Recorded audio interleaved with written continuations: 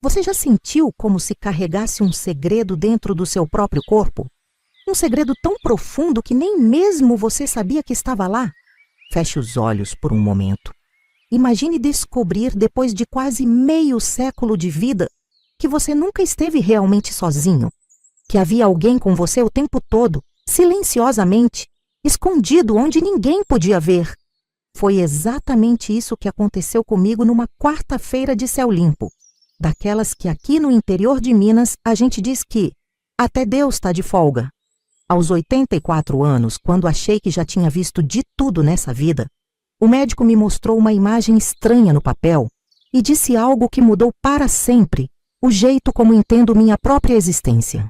Dona Francisca, a senhora carrega um feto calcificado no seu ventre há mais de 40 anos. Um filho de pedra. Um bebê que começou a ser, mas nunca chegou a nascer completamente. Uma criança que, em vez de vir ao mundo, decidiu ficar dentro de mim, transformando-se lentamente em pedra enquanto eu envelheço. Os médicos chamam de litopédio. Minha comadre Sebastiana, com sua sabedoria de parteira antiga, chama de filho guardado, aquele que escolheu permanecer com a mãe em vez de partir. E eu chamo de milagre, porque que nome mais poderia dar a alguém que me fez companhia por décadas, sem nunca pedir nada em troca, nem mesmo ser reconhecido. Meu nome é Francisca das Dores Oliveira, nascida e criada em São José dos Montes, um lugar tão pequeno que nem nos mapas aparece direito. Tenho 84 anos bem vividos, a pele enrugada como casca de peque seco e as mãos calejadas de quem já plantou e colheu mais do que a memória consegue guardar. Sou viúva há 23 anos, desde que meu Antoninho partiu numa noite de tempestade, levado por um coração que já estava cansado demais para continuar batendo. Nossa casa fica no final da rua de terra, que leva à igrejinha de São Benedito. É uma casa simples, de paredes caiadas e janelas azuis, com um quintal grande onde ainda cultivo minhas ervas e um pé de romã que já deve ter mais idade que muita gente da cidade. Foi nesta mesma casa que criei meus 3 filhos que vingaram. Joaquim, o mais velho. Maria do Socorro, que hoje mora na capital. E Sebastião, que Deus levou há 5 anos num acidente na rodovia. Os vizinhos sempre me tiveram como uma mulher forte. Dona Chica é feito aroeira, dizem por aí. Quanto mais velho, mais duro fica o tronco. Fui parteira por quase 30 anos, ajudei a trazer ao mundo quase metade dos meninos e meninas deste lugar. Minhas mãos conheceram o primeiro toque de muitas vidas. Talvez por isso Deus tenha achado justo que elas também conhecessem o mistério de um filho que nunca chegou a respirar o ar deste mundo, mas que permaneceu comigo mesmo assim. Minha rotina sempre foi simples como água de mina. Acordo com o primeiro cantar do galo, ainda com as estrelas no céu. Faço meu café no fogão a lenha, porque gás é modernidade que não dá o mesmo gosto à bebida. Depois cuido das galinhas, das plantas, recebo a visita de alguma comadre ou de meus netos quando vêm me ver. À tarde, sento na cadeira de balanço na varanda e vejo a vida passar enquanto faço crochê ou debulho feijão. E assim os dias vão se sucedendo um igual ao outro, como contas de um rosário sem fim. Pelo menos era assim até aquela quarta-feira, quando a dor apareceu e meu filho de pedra finalmente pediu para ser notado. A dor começou enquanto eu debulhava feijão na varanda. Não era como as dores que já conheço, aquelas que chegam com a idade e se acomodam nos ossos, como visitas indesejadas que nunca mais vão embora. Era uma dor diferente, profunda e pontuda, como se alguém estivesse cutucando minhas entranhas com a ponta de uma faca. Era como se algo dentro de mim tivesse se cansado de esperar e agora exigisse atenção. Minha nora Cecília tinha vindo me trazer um pedaço de bolo de fubá. Ela reparou no suor frio na minha testa e na maneira como eu apertava a barriga. "Que foi, Dona Chica? A senhora não tá com uma cara boa", ela disse, largando o prato sobre a mesa e vindo na minha direção. "Não é nada não, menina. Deve ser aquele repolho que comi ontem à noite, já passa." Tentei disfarçar, mas nessa hora a dor veio tão forte que me dobrei sobre mim mesma. Cecília não quis nem saber das minhas desculpas. Vamos pro posto de saúde agora mesmo. Nem adianta teimar comigo. Não precisa disso, menina. Já vivi muito. Um incômodo a mais não me derruba. Eu teimei. Nunca fui mulher de médico. Na minha época se resolvia tudo com chá de erva cidreira e benzedura. Mas ela pegou meu braço com firmeza e disse: Vamos, minha sogra, nem que seja para me dar sossego. O posto de saúde novo fica a 2 passos da igreja, numa construção branca que ainda cheira a tinta fresca. É dessas modernidades que chegaram tarde na nossa cidade. Antes a gente precisava viajar 2 horas até Montes Claros, para qualquer problema mais sério. O médico era jovem demais, com cara de menino, desses que a gente duvida se já conheceu a dureza da vida. Dr. Paulo, ele se apresentou. Mãos macias que nunca conheceram a enxada, mas olhos gentis que me fizeram confiar. Ele me examinou com cuidado, fazendo perguntas sobre minha saúde, meus partos antigos, cirurgias. Quando apalpou minha barriga, notei que sua expressão mudou. Fez uma cara que só vi igual quando Zé Pequeno encontrou uma onça no caminho da roça. Aquela mistura de surpresa e receio que passa pelo rosto antes da pessoa conseguir esconder. Dona Francisca, a senhora tem uma massa bastante dura aqui no abdômen. Precisamos fazer alguns exames para entender melhor o que está acontecendo. Foi assim que começou a jornada para encontrar o que estava em mim há tanto tempo. No dia seguinte, me vi dentro daquela máquina barulhenta que eles chamam de tomografia. Um bicho estranho que roda em volta da gente fazendo barulho, como se quisesse arrancar nossos segredos mais profundos. E acabou arrancando mesmo. Quando o doutor me chamou para mostrar as imagens, havia mais 3 médicos na sala. Todos olhavam para os papéis com manchas brancas e pretas, como se estivessem vendo uma assombração. E talvez estivessem mesmo.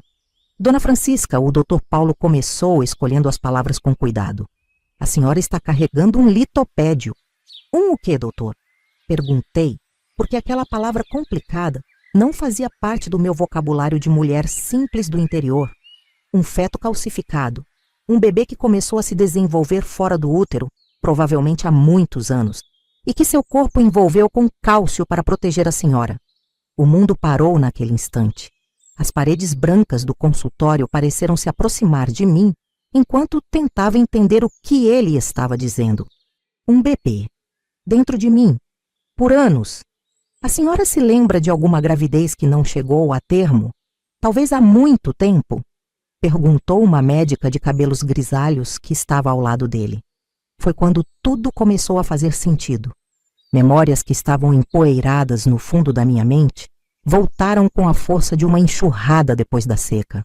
Foi na época da seca grande, comecei a contar, enquanto as lembranças voltavam como um filme antigo, passando diante dos meus olhos. Lá por 1985, quando o rio daqui secou tanto que a gente conseguia atravessar a pé, pisando nas pedras que nunca tinham visto o sol antes. Os médicos me olhavam atentos, como crianças esperando o final de uma história de Trancoso.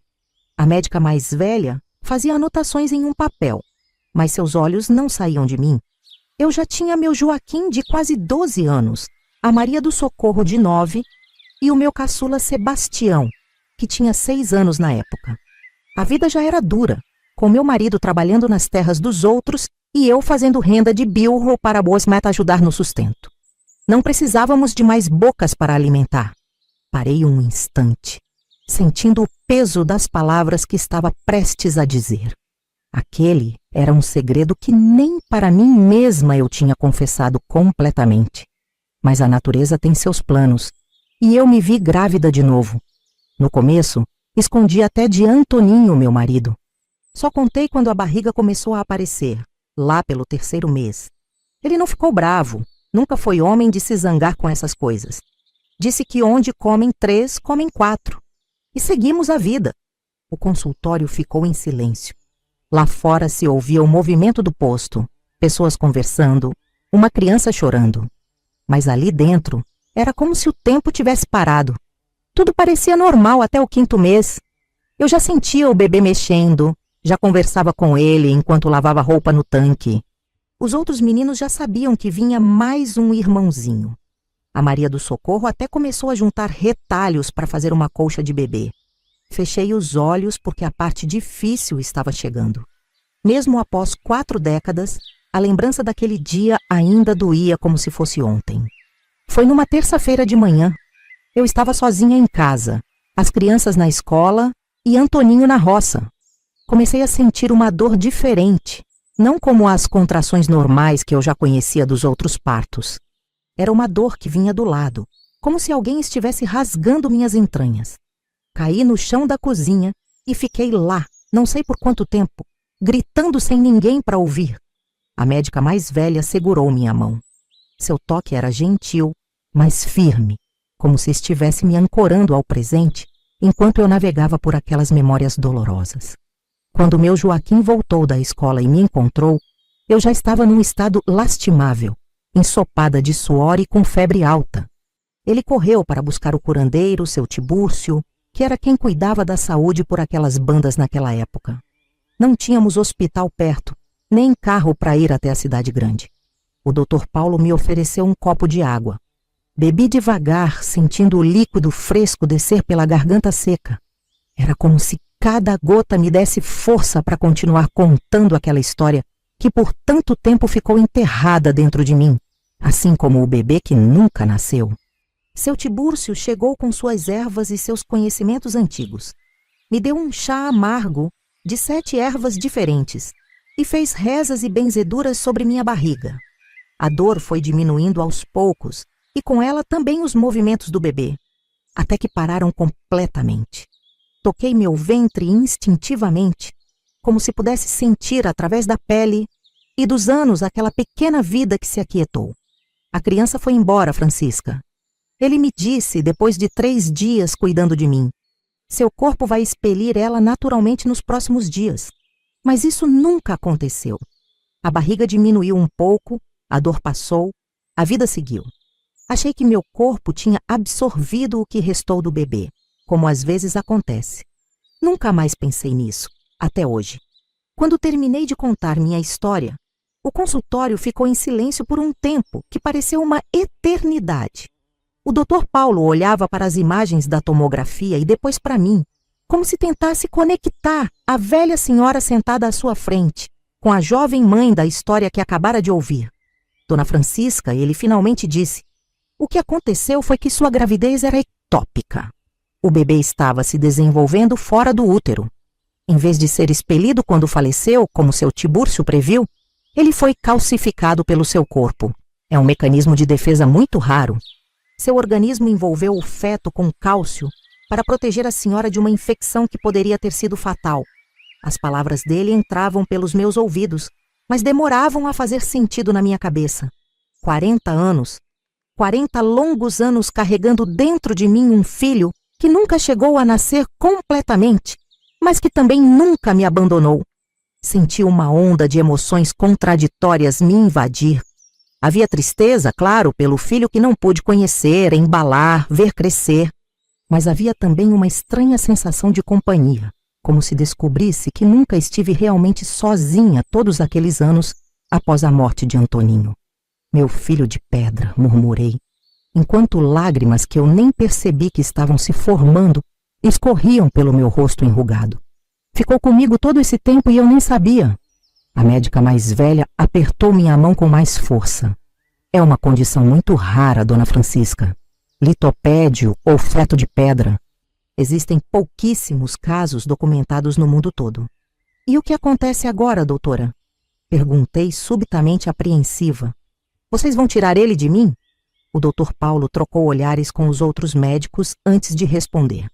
Bem, normalmente recomendaríamos a remoção cirúrgica. Apesar de estar calcificado, o feto pode causar complicações, pressionar órgãos internos. Não! A palavra saiu da minha boca antes mesmo que eu percebesse. Foi um grito do fundo da alma, visceral e instintivo, como o de uma mãe defendendo sua cria.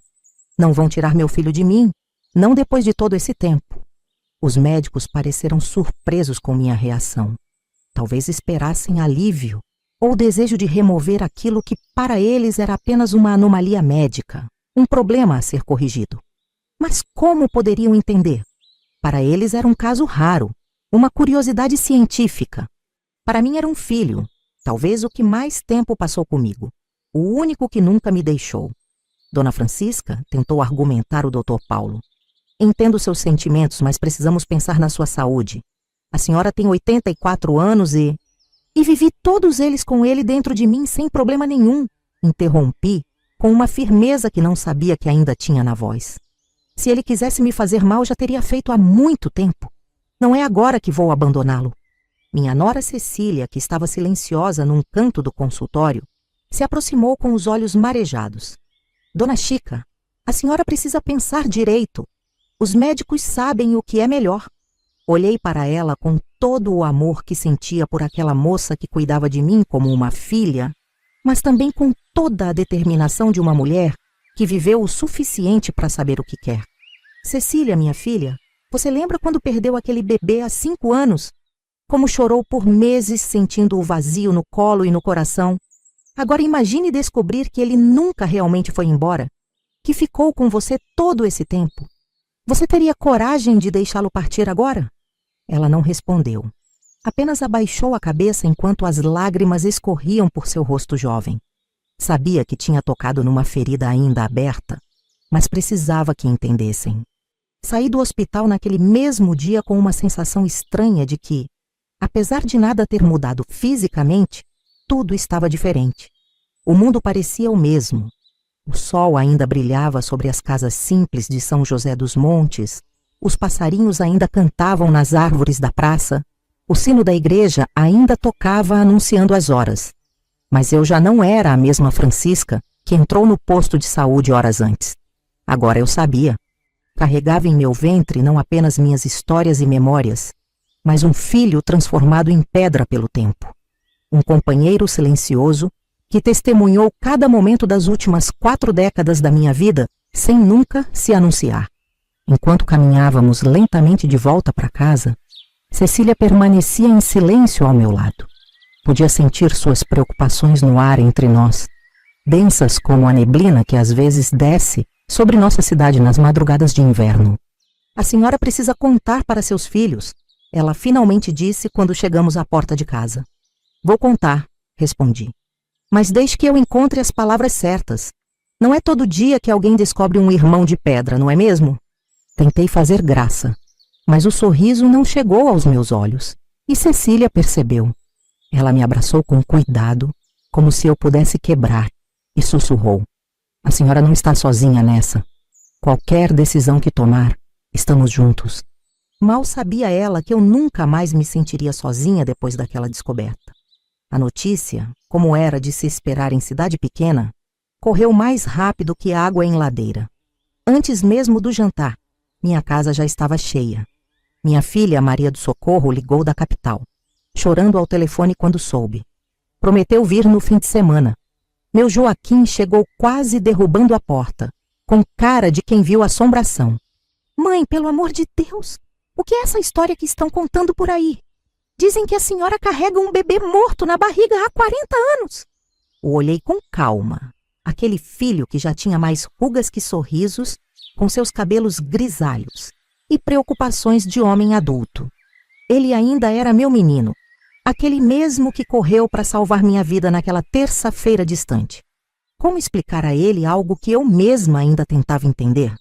Senta aqui do meu lado, filho, disse, batendo no espaço vazio do sofá velho. Deixa eu te contar uma história que começou antes mesmo de você virar homem. E assim contei tudo novamente. Cada detalhe daquela gravidez interrompida, da dor lancinante, do chá de 7 ervas de seu Tibúrcio. Vi os olhos de meu filho se encherem de lágrimas ao lembrar daqueles dias difíceis. Ele tinha apenas 12 anos, mas carregou nos ombros o peso de buscar ajuda enquanto achava que a mãe estava morrendo. Lembro desse dia, ele disse com a voz embargada. Nunca corri tanto na minha vida. Achei que ia perder a senhora. Mas não perdeu, sorri, pegando sua mão grande e calejada. E agora descobrimos que ganhamos um companheiro naquele dia, mesmo sem saber. Mãe, Joaquim disse depois de um longo silêncio, os médicos falaram que é perigoso manter isso dentro da senhora. Cecília me contou que recomendaram cirurgia? Isso. respondi sentindo uma pontada no coração. Não é isso, Joaquim. É seu irmão. É parte de mim. Um filho que virou meu companheiro mais fiel. Mas, mãe, é um feto calcificado, eu sei. Para os médicos é só isso. Para mim é muito mais. É um mistério, uma companhia, talvez até uma bênção. Como posso explicar o que sinto? É como se depois de todos esses anos, Deus me mostrasse que nunca me deixou realmente sozinha. Joaquim passou a mão pelos cabelos grisalhos, num gesto de frustração que conhecia bem. Era o mesmo que fazia quando menino, e não conseguia entender alguma lição da escola. Vou marcar uma consulta com especialistas em Montes Claros, ele disse finalmente. Precisamos de outras opiniões médicas. Não discuti. Sabia que meu filho estava apenas preocupado comigo. Deixaria que ele fizesse o que achava melhor, mas no fundo do meu coração, minha decisão já estava tomada. As semanas que se seguiram à descoberta foram um turbilhão. De repente, minha vida pacata de senhora idosa do interior se transformou completamente. Médicos ligando, meus filhos preocupados, vizinhos curiosos e jornalistas tentando contato, depois que algum funcionário do hospital vazou a notícia para um jornal da região. O maior desafio, no entanto, não estava no mundo lá fora, mas dentro de mim. Como reconectar-se com um filho que esteve ali por décadas sem que eu soubesse? Como lidar com a culpa por não ter percebido sua presença? E, principalmente, como defender minha decisão de mantê-lo comigo quando todos pareciam certos de que eu precisava de uma cirurgia? Numa manhã de quinta-feira, enquanto tomava meu café na varanda como sempre fiz, recebi uma visita que não esperava. Dona Ritinha, a benzedeira mais antiga do povoado, veio me ver. Com seus 90 e tantos anos, ela já não saía muito de casa, então sua presença ali era significativa. Vim ver como vai a senhora e o seu guardião, ela disse sem rodeios, sentando-se pesadamente na cadeira ao meu lado. Meu guardião? Perguntei confusa. Esse filho que escolheu ficar, ela respondeu com naturalidade, como se estivesse falando do tempo. Não é qualquer um que recebe essa bênção, sabia? Um protetor dentro do próprio corpo. Seus olhos embaçados pela catarata, mas ainda penetrantes, fixaram-se nos meus. Como assim, dona Ritinha? Perguntei, sentindo um arrepio percorrer minha espinha. Nas histórias antigas do nosso povo, Francisca, existe a crença de que alguns filhos vêm ao mundo para viver suas próprias vidas e outros vêm para ser guardiões. Os que ficam dentro da mãe, transformados pelo tempo, são os mais poderosos. Eles protegem, eles guardam, eles acompanham. Suas palavras entraram em meus ouvidos e se acomodaram no meu coração, como se sempre tivessem pertencido ali. De repente, o que os médicos chamavam de anomalia, de problema a ser resolvido, ganhava um novo significado, sagrado, místico, profundo. A senhora sabe que os médicos querem tirá-lo de mim, não sabe? Perguntei baixinho, como se fosse um segredo, embora toda a cidade já soubesse. E o que diz seu coração, Francisca? Dona Ritinha perguntou, ignorando completamente o que eu havia dito sobre os médicos. Meu coração diz que ele é meu, que ficou comigo por alguma razão, que não posso simplesmente deixá-lo ir agora. A velha benzedeira sorriu, revelando as poucas gengivas vazias. Então siga seu coração. Ele já te guiou por 84 anos, não foi? Os médicos sabem das doenças, mas você sabe da vida. Quando Dona Ritinha se foi, levada pelo braço pelo neto adolescente que veio buscá-la, fiquei ali sentada por horas. Pela primeira vez, coloquei conscientemente a mão sobre minha barriga e conversei com aquele ser que carrego. Por que ficou, meu filho? O que quis me ensinar ficando todo esse tempo?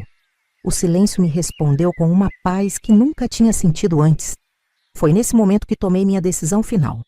Não importava o que diziam os médicos, os especialistas ou mesmo meus filhos amorosos. Aquele ser era parte de mim e assim permaneceria pelo tempo que me restasse de vida. A consulta no hospital de Montes Claros foi marcada para uma segunda-feira. Meu filho Joaquim fez questão de me levar em seu carro, junto com Cecília. Maria do Socorro veio da capital especialmente para isso, e nos encontrou lá. Era a primeira vez em anos que estávamos todos juntos, sem ser Natal ou aniversário. Irônico como foi preciso essa descoberta para reunir a família. O hospital era grande e intimidador, com corredores brancos e intermináveis. Pessoas apressadas de jaleco passando para lá e para cá. Me senti pequena e frágil naquele ambiente, como um passarinho que entra por engano em uma casa e não sabe como sair. O médico especialista era um homem alto e magro, com óculos grossos e cabelos grisalhos nas têmporas. Dr. Mendes, dizia o crachá em seu peito. Olhou para meus exames com interesse científico inegável, como quem encontra uma espécie rara de planta no meio da mata. Fascinante, ele murmurou, mais para si mesmo do que para nós. Um dos casos mais bem preservados de litopédio que já vi. Ele mostrou as imagens no computador para meus filhos, que olhavam estupefatos para a forma calcificada dentro de mim. Era possível distinguir claramente a silhueta de um pequeno ser humano, encolhido, como se estivesse dormindo. Meus olhos se encheram de lágrimas ao ver pela primeira vez o rosto do meu filho não nascido. Pela posição e pelo tamanho, estimo que a gestação estava entre o 5º e o 6º mês quando ocorreu a interrupção, explicou o doutor apontando para a tela. O feto está completamente calcificado, envolvido por uma camada protetora que o corpo da senhora criou. E isso é perigoso para minha mãe? Perguntou Maria do Socorro, sempre prática e direta. Bem, em circunstâncias normais, recomendaríamos fortemente a remoção cirúrgica, respondeu o médico, ajustando os óculos no nariz fino. O litopédio pode causar obstrução intestinal, problemas urinários e há sempre o risco de infecção, mesmo após tantos anos. Então precisamos operar o quanto antes, Joaquim concluiu, olhando para mim com preocupação. Senti um aperto no peito. Aquele momento que eu temia havia chegado. Teria que enfrentar não apenas os médicos, mas meus próprios filhos. Respirei fundo e falei com a voz mais firme que consegui encontrar. Não vou operar. O silêncio que se seguiu foi pesado como chumbo. Todos os olhares se voltaram para mim, surpresos, confusos, preocupados. Mãe, a senhora não entendeu a gravidade, começou Joaquim. Entendi perfeitamente, meu filho. Entendi que carreguei esse bebê por 40 anos sem nenhum problema. Entendi que ele é parte de mim agora. E entendi que aos 84 anos tenho o direito de decidir o que fazer com meu próprio corpo. O Dr. Mendes parecia desconfortável, como se não estivesse acostumado a pacientes que contradizem suas recomendações médicas. Dona Francisca, ele tentou argumentar. Compreendo seus sentimentos, mas precisamos ser racionais aqui. A cirurgia seria relativamente simples e eliminaria riscos futuros. Riscos futuros? Repeti com um leve sorriso. Doutor, tenho 84 anos. Todo futuro é um risco na minha idade. Prefiro viver o tempo que me resta com meu filho de pedra do que passar por uma cirurgia para remover algo que nunca me incomodou. Maria do Socorro começou a chorar. Mãe, por favor, estamos pensando no seu bem-estar. E eu agradeço, minha filha. Mas meu bem-estar também inclui respeitar minhas decisões, mesmo quando vocês não concordam com elas. Saímos do consultório com uma prescrição para analgésicos que eu não pretendia tomar e uma recomendação para retornar em 2 semanas para reconsiderar a cirurgia. No carro, durante a volta para São José dos Montes, o silêncio era pesado. Meus filhos estavam magoados, preocupados e, provavelmente, achando que eu estava ficando senil demais para tomar minhas próprias decisões. Aquela foi a primeira batalha de muitas que vieram nos dias seguintes. Meus filhos alternavam entre tentar me convencer com argumentos racionais e apelar para o lado emocional. Queremos a senhora por mais tempo conosco, dizia Maria do Socorro. É um procedimento simples, mãe, insistia Joaquim, mas eu permanecia firme em minha decisão, mesmo sabendo que isso causava dor aos meus filhos. Talvez fosse egoísmo da minha parte, talvez fosse sabedoria. Só sei que quanto mais insistiam para que eu removesse aquele ser de dentro de mim, mais eu sentia a necessidade de protegê-lo. A notícia sobre meu caso se espalhou como fogo em palha seca. Primeiro pela cidade, depois pela região, até que um dia recebi a visita de uma repórter de uma grande emissora de televisão. Queria fazer uma matéria sobre meu bebê de pedra, como ela chamou. Recusei educadamente. Não queria transformar algo tão íntimo e sagrado em espetáculo para curiosos. Mas nem todos respeitavam minha privacidade. Começaram a aparecer pessoas desconhecidas na cidade, algumas se passando por parentes distantes para tentar me ver. Outras tiravam fotos da minha casa de longe. Joaquim chegou a contratar um rapaz do bairro para ficar de olho no meu quintal e impedir que estranhos se aproximassem. Essa súbita fama indesejada trouxe um novo conjunto de desafios. Sentia-me observada, julgada, como se meu corpo e minhas decisões pertencessem ao domínio público. As opiniões vinham de todos os lados. Os que me achavam louca por não querer a cirurgia, os que me viam como algum tipo de fenômeno religioso, os médicos que queriam me estudar. Uma manhã, enquanto regava minhas plantas, percebi um grupo pequeno de mulheres parado no portão. Não eram da cidade. Reconheceria se fossem. Hesitei, mas algo no olhar delas me fez convidá-las para entrar. Eram 5 mulheres de idades variadas. A mais velha devia ter uns 60 anos, a mais nova, talvez 20 e poucos. Sentaram-se timidamente na minha varanda e aceitaram o café que ofereci. Viemos de longe para conhecer a senhora, disse a mais velha, que se apresentou como Antônia. Cada uma de nós perdeu um filho antes de ele nascer. Suas palavras me tocaram profundamente. Olhei para cada um daqueles rostos e vi dor, mas também vi esperança. Elas não estavam ali para me julgar ou para me convencer de nada. Estavam ali porque, de alguma forma, minha história tinha dado um novo significado às suas perdas. Quando soubemos da senhora, do filho que ficou, foi como se algo mudasse dentro de nós, continuou Antônia. É como se a senhora mostrasse que nossos bebês não simplesmente desapareceram, que eles deixaram uma marca, mesmo que invisível. Sentei-me com elas e pela primeira vez falei abertamente sobre meus sentimentos, sem medo de parecer irracional ou senil. Falei da minha conexão com aquele ser que nunca respirou, mas que estava comigo há tanto tempo. Falei do conforto que sentia ao saber que não estava sozinha todos aqueles anos. Elas me ouviram com lágrimas nos olhos e, uma a uma, compartilharam suas próprias histórias de perda e luto. A mais jovem, Clara, havia perdido seu bebê apenas 3 meses antes. Sua dor ainda estava tão fresca que quase podia tocá-la no ar entre nós. Como a senhora consegue? Clara perguntou com a voz embargada. Como não se afoga na tristeza? Pensei por um momento antes de responder. Minha filha, a tristeza é como água.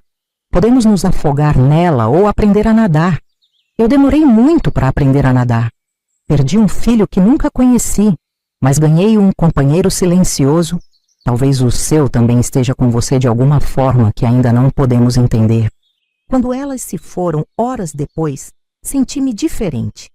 Mais leve, mais forte, mais certa da minha decisão. Aquelas mulheres tinham vindo buscar conforto, mas acabaram me oferecendo algo igualmente valioso. A confirmação de que não estava louca por sentir o que sentia, por querer manter meu filho de pedra comigo.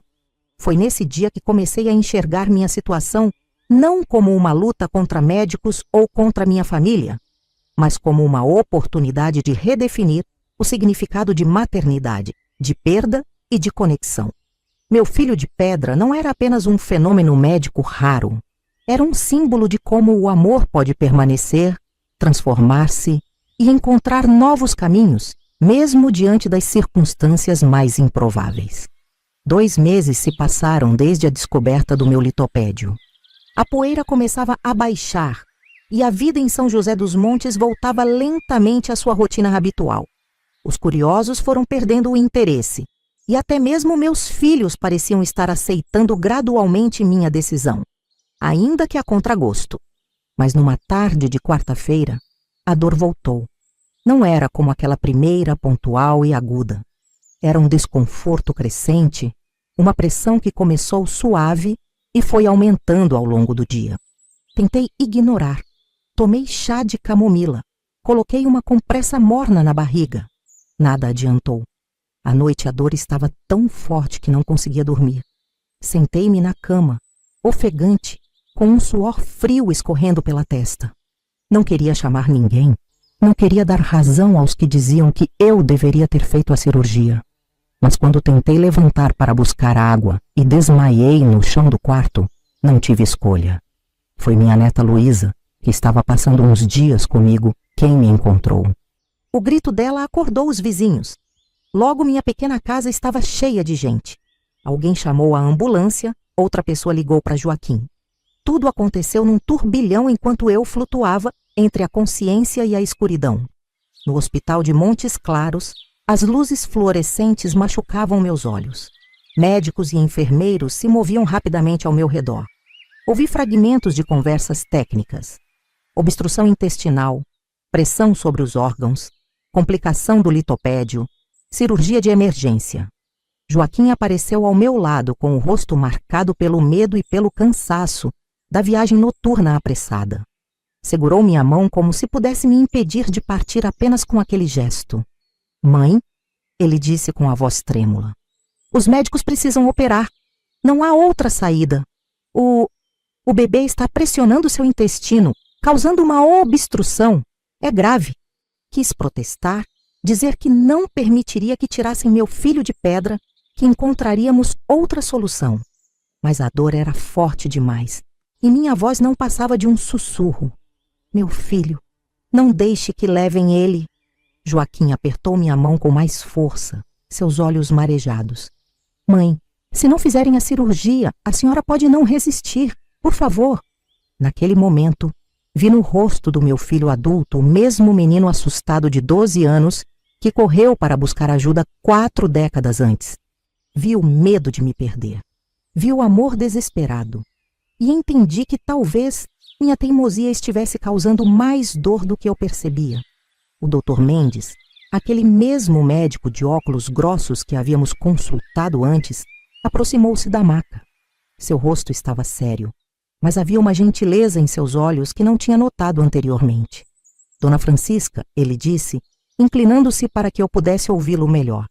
Entendo seu apego ao litopédio. É parte da sua história, da sua vida. Mas agora ele está colocando sua vida em risco. Precisamos fazer a cirurgia urgentemente. Fechei os olhos, sentindo as lágrimas escorrerem pelo canto dos meus olhos e molharem o travesseiro hospitalar. 40 anos. 40 anos de companhia silenciosa, de uma presença que só agora eu tinha descoberto, mas que de alguma forma sempre senti. Se vocês vão tirá-lo de mim, murmurei com dificuldade. Prometam que não vão tratá-lo como uma curiosidade médica. Ele é meu filho. Vi o Dr. Mendes trocar um olhar com Joaquim antes de assentir solenemente. Tem minha palavra, Dona Francisca. Trataremos com todo o respeito. Enquanto a anestesia começava a fazer efeito e o mundo ao meu redor lentamente desaparecia, dirigi meus pensamentos para aquele ser silencioso dentro de mim. Obrigada por ficar comigo todos esses anos, meu filho. Talvez seja a hora de você descansar agora. Talvez seja a hora de ambos descansarmos. E então veio a escuridão completa. Dizem que quando estamos entre a vida e a morte, toda a nossa existência passa diante de nossos olhos como um filme acelerado. Não foi bem assim para mim. Enquanto flutuava na inconsciência da anestesia, não vi minha vida inteira. Vi apenas fragmentos, momentos específicos que nunca tinha associado antes. Vi-me jovem, recém-casada com Antoninho, sentindo os primeiros enjoos da gravidez de Joaquim. Vi-me sentada à beira do rio, lavando roupa com outras mulheres e cantando cantigas antigas enquanto minha barriga crescia com Maria do Socorro. Vi-me caminhando pela plantação de milho, com Sebastião pequeno correndo entre as fileiras verdes. E então, como se uma cortina se abrisse, vi-me naquela terça-feira de 1985, caída no chão da cozinha, sentindo a vida escapar de mim junto com aquele filho que nunca chegou a respirar. Mas dessa vez, a memória continuou além do que eu conseguia lembrar conscientemente. Vi o momento exato em que a pequena vida dentro de mim parou, como uma chama que se apaga suavemente. e vi algo mais, uma luz, uma presença, uma decisão. Fico com você, mãe, parecia dizer aquela presença sem palavras. Não vou embora completamente. Os sonhos ou visões, não sei bem como chamar, continuaram enquanto os médicos trabalhavam em meu corpo inconsciente. Vi todos os momentos importantes da minha vida desde aquele dia. O crescimento dos meus filhos, a morte do meu marido, o nascimento dos netos, as alegrias e tristezas que compõem uma existência humana completa. E em cada um desses momentos, percebi que nunca estive realmente sozinha. Aquela presença silenciosa estava sempre comigo, testemunhando, acompanhando, protegendo. Nos momentos mais difíceis, quando achei que não conseguiria seguir adiante, havia um conforto inexplicável que vinha de dentro, como se alguém me abraçasse por dentro. Meu filho de pedra, pensei naquele estado entre mundos. Você realmente foi meu guardião, como disse Dona Ritinha. Não sei quanto tempo fiquei nesse estado de sonhos e revelações. O tempo parece diferente quando estamos desconectados da realidade física. Podiam ter sido minutos ou horas, mas quando comecei lentamente a despertar, sentindo primeiro o cheiro de antisséptico, depois o bip constante das máquinas e finalmente a dor abafada pela medicação, soube que algo fundamental havia mudado dentro de mim. Abri os olhos com dificuldade, tentando focar na luz suave do quarto de hospital. A primeira coisa que vi foi o rosto de Joaquim, adormecido numa cadeira ao lado da minha cama. Parecia ter envelhecido anos naquelas horas. As rugas de preocupação estavam mais profundas e havia manchas escuras sob seus olhos. Filho, chamei. Minha voz não mais que um sussurro rouco. Ele despertou imediatamente, como se estivesse apenas esperando por esse chamado. Seus olhos se iluminaram ao me ver acordada, e ele segurou minha mão com tanto cuidado, como se eu fosse feita de porcelana fina. Mãe, ele disse, a voz embargada. Graças a Deus. A senhora nos deu um susto e tanto. Tentei sorrir, mas até isso parecia exigir um esforço enorme. O que aconteceu? Ele é meu filho de pedra. Joaquim hesitou, e vi algo em seus olhos que não consegui decifrar. Não era apenas alívio por me ver acordada, nem apenas cansaço pela noite em claro. Era algo mais profundo, uma espécie de admiração mesclada com perplexidade. O Dr. Mendes quer falar com a senhora sobre isso, ele disse finalmente. Pediu para chamar assim que acordasse. Vou buscar ele, está bem? Antes que pudesse responder, ele saiu rapidamente do quarto, deixando-me sozinha com meus pensamentos e com uma sensação estranha no abdômen. Não apenas a dor da cirurgia, mas uma sensação de vazio que não tinha nada a ver com o físico. Minutos depois, o Dr. Mendes entrou no quarto, seguido por Joaquim e por uma médica que não conhecia. O rosto do médico estava diferente do que me lembrava. A expressão clínica e distante tinha dado lugar a algo que parecia quase reverência. Dona Francisca, ele começou, aproximando-se da cama. Como a senhora está se sentindo? Como uma velha que acabou de passar por uma cirurgia. Respondi, tentando injetar um pouco de humor na situação. Mas vou sobreviver, pelo menos por enquanto. Ele sorriu levemente, mas logo seu rosto voltou à seriedade. Dona Francisca, conseguimos remover a obstrução intestinal e a senhora está se recuperando bem, considerando sua idade e a complexidade do procedimento. Mas sobre o litopédio, o Dr. Mendes fez um sinal e a médica que o acompanhava aproximou-se com um objeto coberto por um pano verde cirúrgico. Meu coração acelerou, fazendo a máquina ao meu lado apitar mais rápido. Gostaríamos de mostrar à senhora o que encontramos. O médico disse com um tom de voz que nunca tinha ouvido dele antes, quase reverente. Se a senhora se sentir confortável para isso. Assenti lentamente, incapaz de falar. A médica colocou o objeto coberto sobre uma pequena mesa ao lado da minha cama e, com cuidado, removeu o pano. O que vi fez meu coração parar por um instante. Ali estava ele, meu filho de pedra. Mas não era como eu tinha imaginado. Não era como aparecia naquelas imagens borradas da tomografia. Era perfeito, completamente formado como uma pequena estátua de alabastro. Podia ver claramente seu rostinho sereno, os dedinhos minúsculos, a curva delicada da coluna. Estava encolhido, como se estivesse dormindo pacificamente. A calcificação o havia preservado de uma maneira que parecia quase milagrosa. Em 40 anos de medicina, o Dr. Mendes disse suavemente: "Nunca vi nada assim. A preservação é extraordinária. Normalmente um litopédio não mantém detalhes tão precisos. É como se o tempo tivesse sido suspenso." Lágrimas escorriam livremente pelo meu rosto enquanto olhava para aquele pequeno ser, meu filho, meu companheiro silencioso por todos esses anos. Agora podia vê-lo finalmente. Posso tocá-lo?" Perguntei com a voz trêmula. A médica olhou para o Dr. Mendes, que assentiu. Com cuidado, ela colocou o pequeno ser calcificado em minhas mãos trêmulas. Era surpreendentemente leve, como se fosse feito de algo mais etéreo do que pedra. A superfície era lisa e fria ao toque, mas de alguma forma parecia vibrar com uma energia que não podia ser explicada pela ciência. "É um menino", disse a médica gentilmente. "Pelo desenvolvimento, estimamos que estava com cerca de 22 semanas quando..." Ela não completou a frase, mas não era necessário. Eu sabia. Agora eu sabia tudo. "Antônio", murmurei, as lágrimas embaçando minha visão. "Seu nome é Antônio, como o pai dele." Vi Joaquim levar a mão ao rosto para esconder as próprias lágrimas. Ele nunca tinha sido homem de chorar facilmente. Seu pai sempre dizia que homem que é homem segura o choro, e ele levou esse ensinamento a sério demais. Vê-lo emocionado assim me mostrou quanto este momento significava não apenas para mim, mas para toda a família. "Mãe", ele disse aproximando-se, "a senhora sempre soube, não é? De alguma forma sempre sentiu que ele estava aí." Pensei por um momento antes de responder.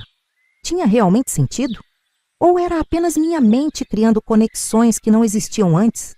Não sei se sempre soube, meu filho, mas acho que ele sempre cuidou de mim, mesmo quando eu não sabia que ele existia.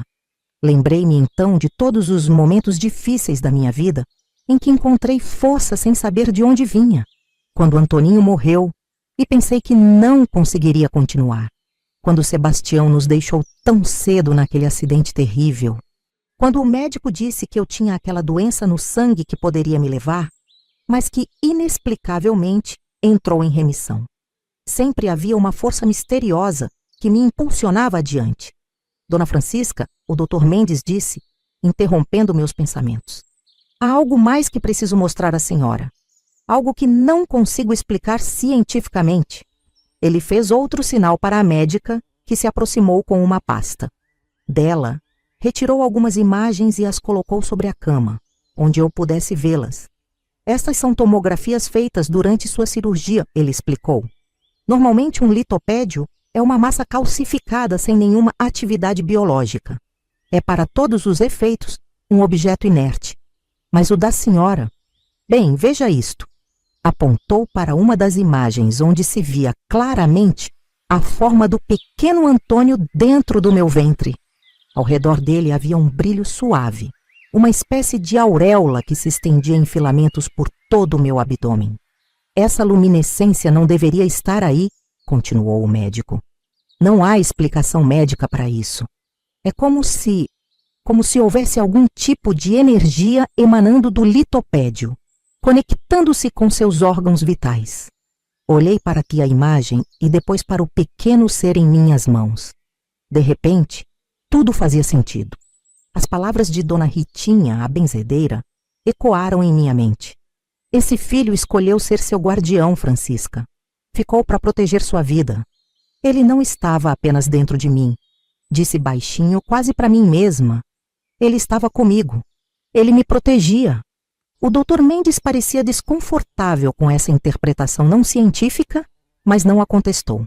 Havia coisas demais que a ciência dele não conseguia explicar neste caso. "A única coisa que posso dizer com certeza, Dona Francisca, é que a senhora é uma mulher notável e que este é um dos casos mais extraordinários que já presenciei em toda a minha carreira." Continuei olhando para meu pequeno Antônio, maravilhada com cada detalhe preservado pelo tempo e pelo cálcio do meu próprio corpo.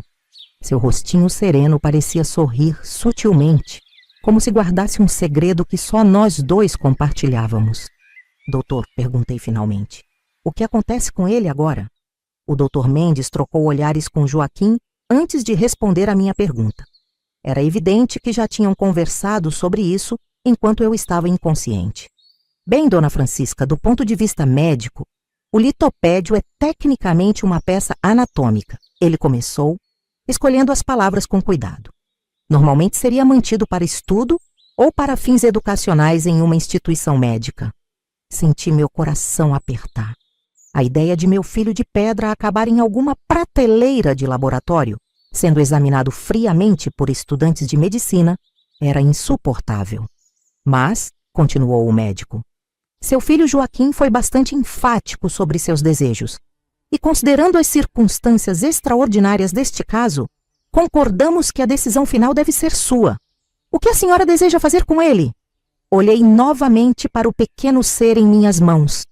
Era estranho pensar que aquelas mãos enrugadas que tantas vezes trabalharam a terra, agora seguravam uma vida que nunca floresceu completamente, mas que de alguma forma tinha sido mais constante em minha existência do que qualquer outra pessoa. Quero levá-lo para casa, respondi sem hesitação. Ele ficou comigo por 40 anos. Não vamos nos separar agora. Joaquim assentiu com os olhos marejados. Já conversei com o doutor sobre isso, mãe. Ele concordou em abrir uma exceção, desde que assinemos alguns papéis. Papéis? Perguntei confusa. Apenas formalidades, explicou o doutor Mendes. Um termo reconhecendo que a senhora está ciente da natureza do Antônio e que assume responsabilidade por ele. Também pedimos permissão para documentar o caso para a literatura médica, sem usar nomes reais, é claro. Assenti lentamente. Parecia justo. Se minha história e a de Antônio pudesse ajudar outros médicos a entender melhor esses fenômenos raros, talvez valesse a pena compartilhá-la. Concordo, doutor, mas com uma condição. Quero uma cópia dessas imagens. Apontei para as tomografias com a luminescência inexplicável. Quero lembrar sempre como ele cuidou de mim por dentro. Minha recuperação hospitalar durou 1 semana. Foi mais lenta do que os médicos esperavam, mas considerando minha idade, ainda foi vista como um sucesso.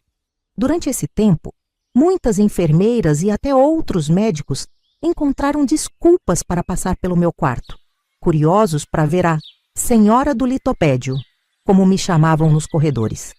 Alguns vinham com perguntas científicas, outros com curiosidade mórbida, mas havia também aqueles que se aproximavam com uma espécie de reverência, como se estivessem diante de algo sagrado que não conseguiam explicar, especialmente as mulheres que já tinham perdido bebês, enfermeiras, médicas, funcionárias da limpeza, vinham silenciosamente e muitas vezes saíam com lágrimas nos olhos depois de ouvir minha história.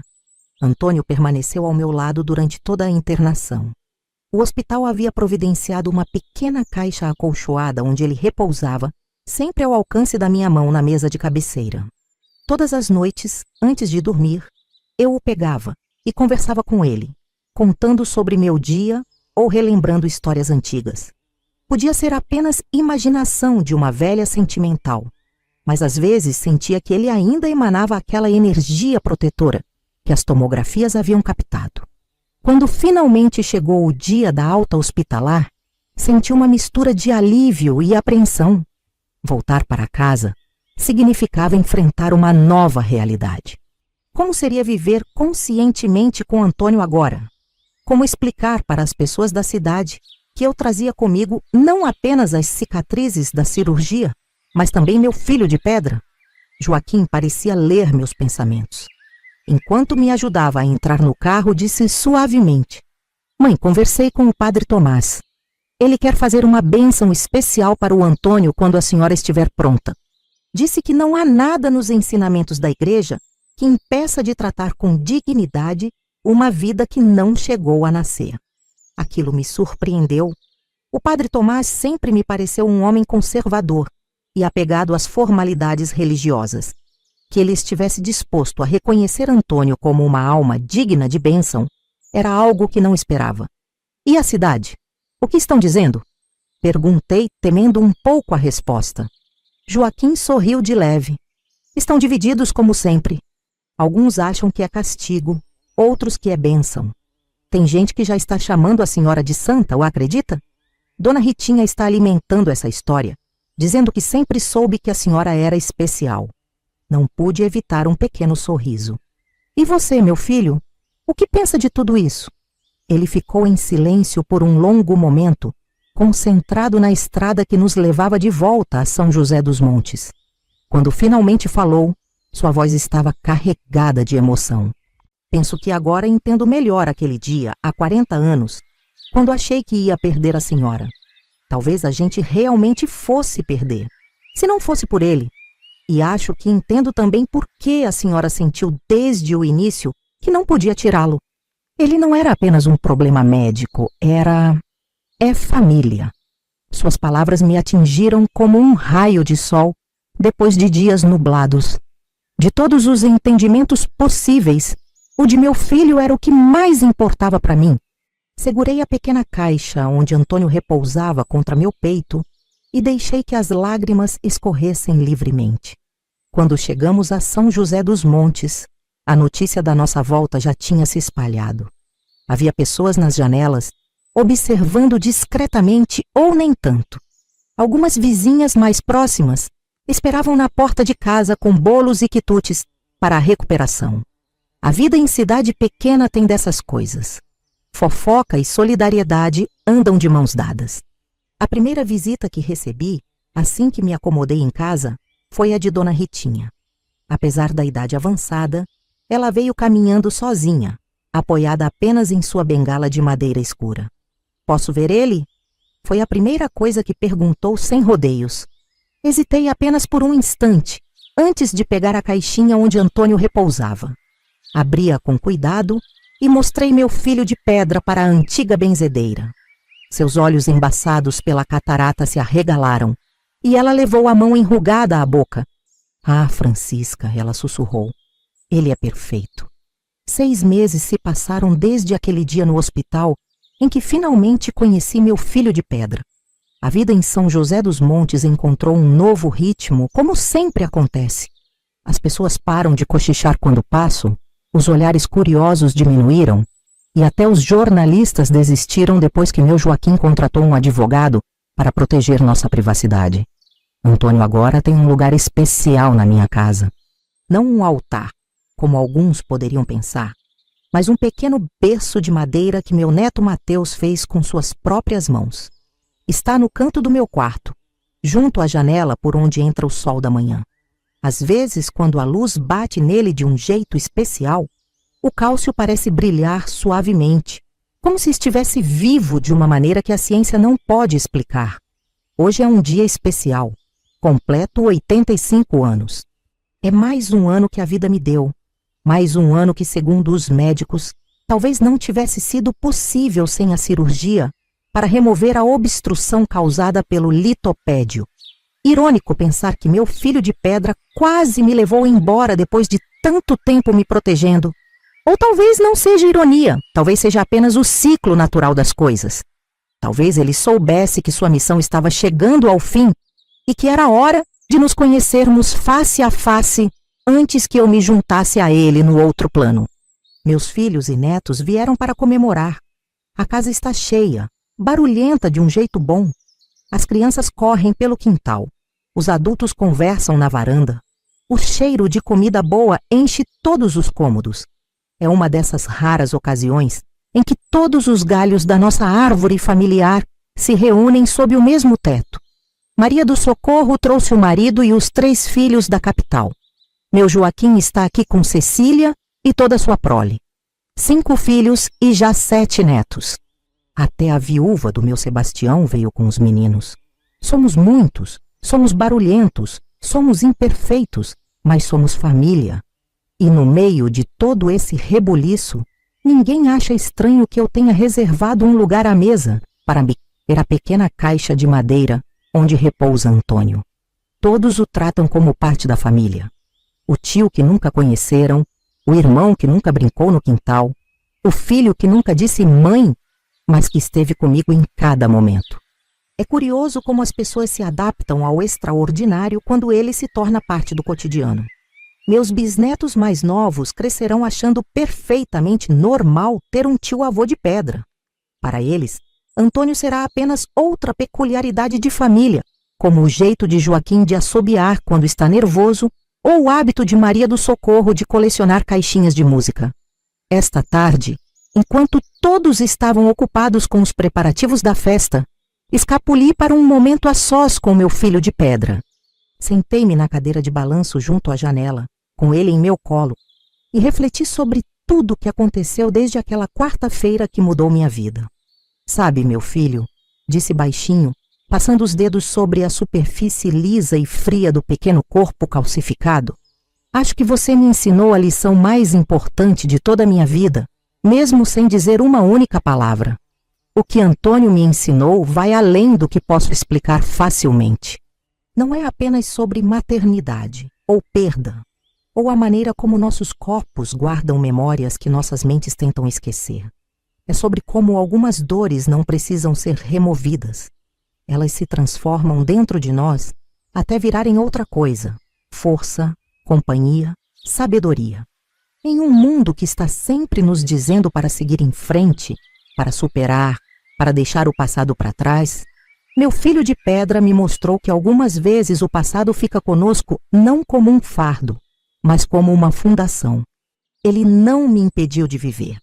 Sua presença silenciosa me deu força para enfrentar cada dia com a certeza de que nunca estive sozinha. Olhando para trás, para as décadas que vivi sem saber que o carregava, percebo que ele estava lá em cada momento importante. Quando embalarei meus netos, quando enterrei meu marido, quando recebi a notícia da morte do meu caçula, quando olhei para o céu estrelado nas noites de solidão e senti aquela paz inexplicável que vem de dentro. Você é parte da minha história, Antônio. Sussurrei, sentindo o peso confortável dele em minhas mãos enrugadas. Talvez a parte mais constante dela. Carrego muitas coisas depois de 85 anos de vida. Carrego as memórias dos que se foram, as alegrias dos que estão, as esperanças pelos que virão. Carrego as marcas que o tempo deixa no corpo, as rugas, as manchas, as dores que vêm e não vão mais embora. Carrego a sabedoria que só se adquire vivendo, errando, perdoando, recomeçando. E por 40 anos carreguei um filho que o mundo nunca conheceu, mas que de alguma forma misteriosa, que a ciência não explica, e a fé apenas vislumbra, me carregou também. Quando você chega à minha idade, começa a pensar mais sobre o que vai deixar para trás do que sobre o que ainda vai viver. Não falo de bens materiais. Nunca tivemos muito disso por aqui. Falo de lições, de histórias, de significados que possam servir de luz para os que continuarão quando eu partir. Talvez a lição mais valiosa que Antônio me deu é que nada está realmente perdido. O que parece ser o fim pode ser apenas uma transformação. O filho que achei que tinha partido transformou-se em meu companheiro mais constante. A dor que pensei que me destruiria transformou-se em uma força silenciosa que me sustentou por décadas. No fundo do quintal, debaixo da mangueira onde enterrei o umbigo dos meus filhos quando nasceram, já escolhi o lugar onde quero ir quando meu tempo chegar. Pedi a Joaquim que me enterre com Antônio em meus braços. Partiremos juntos, eu e meu filho que nunca nasceu, mas que nunca me deixou.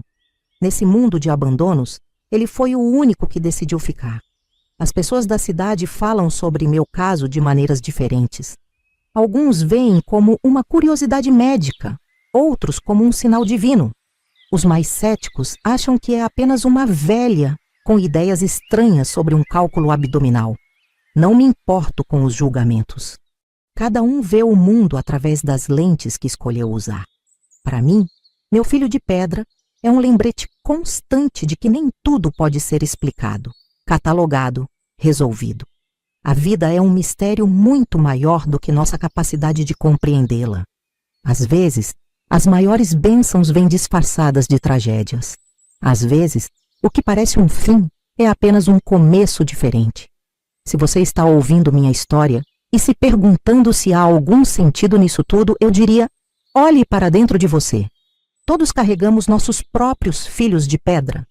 Experiências, memórias ou dores que o tempo transformou em algo diferente do que eram originalmente. Não tenha pressa em removê-los, em superá-los, como o mundo insiste que devemos fazer. Talvez eles estejam lá por uma razão. Talvez eles sejam parte de quem você é e de quem está se tornando. Esta história não é apenas sobre um fenômeno médico raro. É sobre como encontramos significado nas circunstâncias mais improváveis. É sobre como o amor não conhece as fronteiras que nossa compreensão limitada tenta impor. É sobre como, mesmo na solidão aparente, nunca estamos realmente sozinhos.